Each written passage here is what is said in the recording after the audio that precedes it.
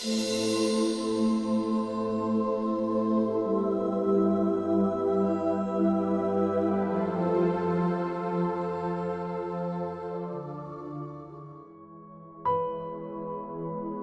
story of Saint Ladislas, King. Subscribe to our channel to receive more content like this.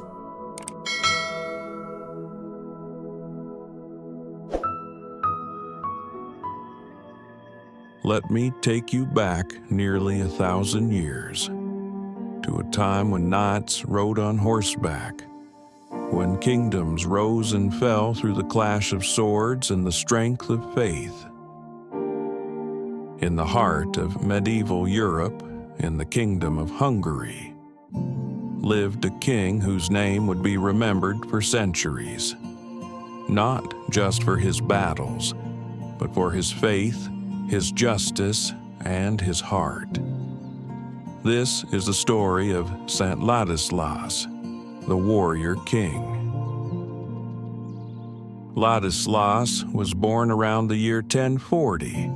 He wasn't born in Hungary, but in a place called Krakow in Poland. His family was on the run, forced to flee their homeland because of political turmoil.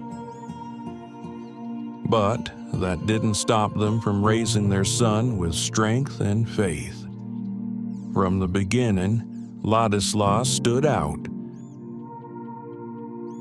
He was tall, strong, and graceful. People said he had the look of a noble knight. But more than that, he had a sense of justice, a deep love for God, and a kindness that earned him the love of the people. As Ladislas grew older, Hungary was in chaos. There were civil wars, broken treaties, kings being overthrown.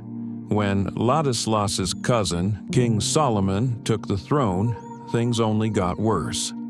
Solomon ruled with a heavy hand, and soon he and Ladislas were at odds. Eventually, the nobles and the people had had enough. They turned to Ladislas and begged him to take the crown. Not because he wanted power, but because they believed he could bring peace. Ladislas didn't jump at the chance. He prayed. He wrestled with the decision. He didn't want to fight his cousin, but he knew his people needed a true leader. And so, with a heavy heart, he went to war. The war was short but fierce. Ladislas fought with honor, but also with mercy. And when the battle was over, when Solomon was defeated, Ladislas did something few kings would do. He let his cousin live. He spared him, because to Ladislas, forgiveness was more powerful than revenge. In 1077, Ladislas became king of Hungary, and he ruled not with pride, but with purpose. He reformed the laws, making sure they protected the weak and punished the corrupt. He built churches, supported monasteries, and spread the Christian faith throughout the land. He was a just king, a wise king, a holy king.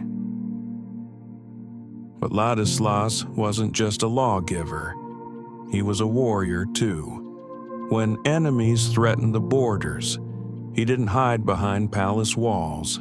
He led his troops himself, and every time he fought not for glory, but for peace. One story tells of a fierce battle against raiders who had kidnapped Hungarian girls. In the chaos, Ladislas spotted one of the girls being dragged away. He leapt from his horse and charged into the enemy lines. He struck down the captor, freed the girl, and carried her to safety. Not just a king, but a protector. Years passed, and Ladislas, Once the strong young knight grew older, but his heart never changed. He was offered the chance to become Holy Roman Emperor, a powerful title that ruled over many lands. But he refused, because he believed his duty was first to his people and to God. In 1095, King Ladislas died. His people mourned him like a father. They remembered his courage, his wisdom, and his mercy. Stories of miracles began to spread. And nearly 100 years later, the Church officially declared him a saint. Today, Saint Ladislas is remembered not just as a ruler, but as a holy man, a king who carried a sword, but ruled with a heart rooted in Christ. He reminds us that true strength comes from mercy, that justice must walk hand in hand with compassion, and that even in a world of war, one person's faith can bring peace to a nation. He was a knight, a king, a saint. His name was Ladislas, and his legacy lives on in the hearts of all who believe that holiness and leadership can go hand in hand.